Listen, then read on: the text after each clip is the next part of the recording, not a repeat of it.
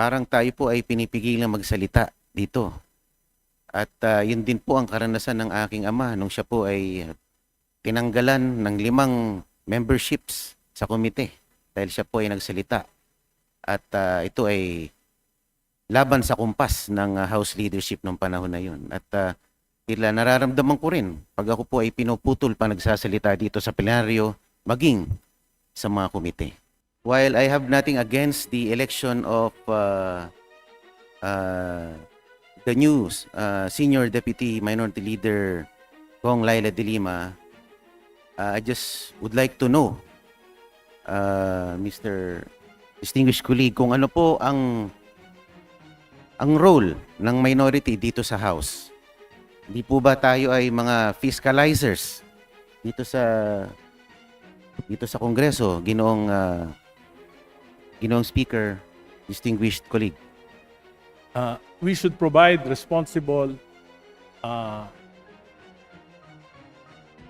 check and balance. At pinapatunayan ko po sa inyo at sinusumpa ko sa inyo na sa aking ilang panahon sa minorya ay pinilit ko po na maging fair, ngunit maging totoo sa aking mga sinasabi. Batay na rin sa aking karanasan bilang panlima ko na pong termino dito sa Kongreso. And I've been serving the government for the last 50 years.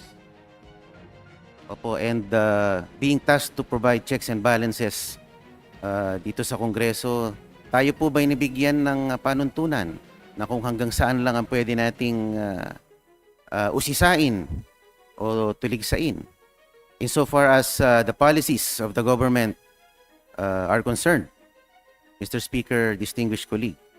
Wala naman po, wag lang po tayong lalabag sa decorum at kung kakayanin po natin na dapat ipagtanggol na yung mga sinasabi natin ay tama at hindi kasinungalingan.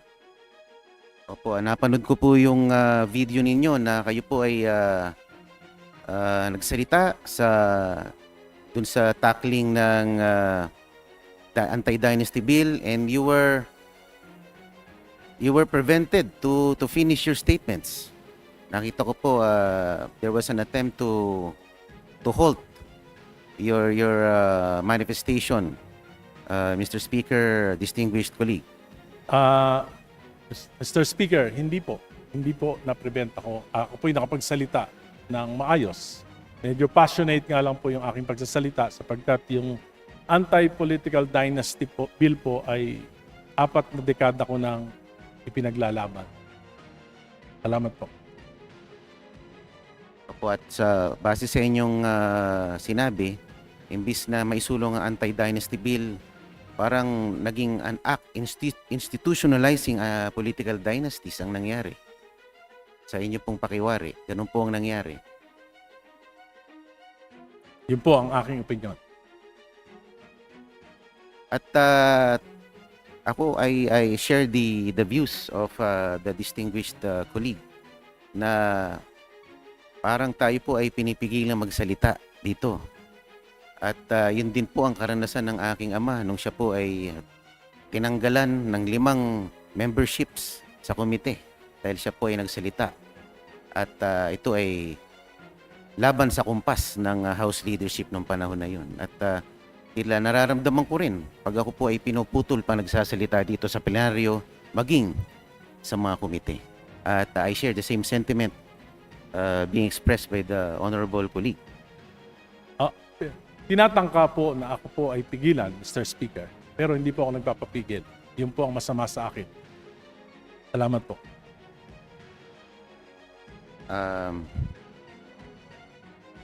Yung pong bang pagiging Senior Deputy Minority Leader, meron po bang itong kaakibat na mga kondisyones para kayo italaga sa posisyong iyon?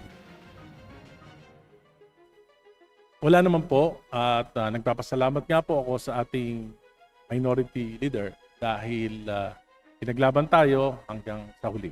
At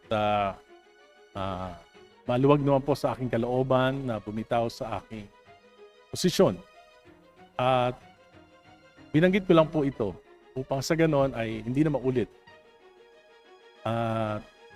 Sa iba pang mga miyembro ng minority na pigilan sa kanilang pagsasalita. Sapagkat yung criticism po, sa mga private corporations po, nagbabayad pa sila ng mga critics upang makita nila yung mga pagkakamali at maitama. Para sa akin po, yung aking mga criticisms, bagamat matalim, ay may layunin na maitama yung mali, lalo na kung para sa kapakinabangan ng pamahalaan at ng ating mamamayan.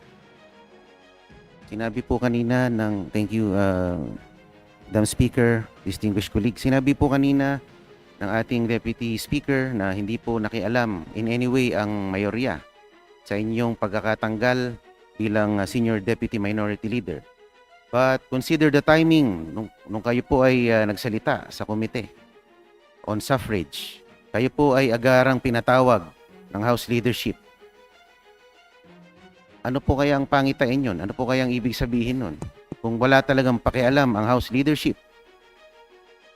Sabi ko nga po, hindi lang naman ngayong administrasyon na ito, maging ng mga nakaraang administrasyon, talaga pong mayroon ng sistema na pinakikialaman.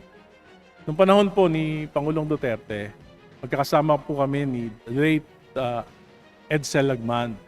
Kaya nga po kami nagpetisyon pa sa Korte Suprema dahil minaniobra noon na ang maging minority leader ay mga miyembro ng majority. Dahil supermajority, kayang-kaya po na mag-ipon ng ilang mga miyembro para gawing minority. Kaya po ang tawag sa amin noon, Magnificent Seven. Pipito lang po kami, pero kami yung talagang nagpo-provide ng check and balance noong panahon ni Pangulong Duterte.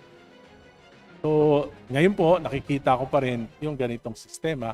At sana po, sa pamagitan ng pagsasalita ko, ay mabigyan talaga ng dignidad ang mga minorya na talagang maipahayag yung kanilang mga damdamin at saloobin nang walang inaalala na matatanggalan ng mga posisyon, matatanggalan ng mga komite, matatanggalan ng mga benepisyo para po sa para po ma-preserve yung integridad ng ating House of Representatives.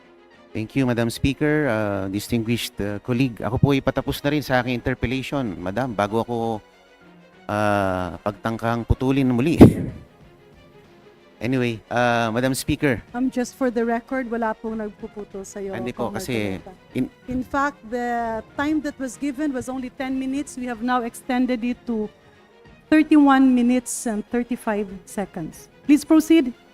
yes, ma'am, Madam Speaker.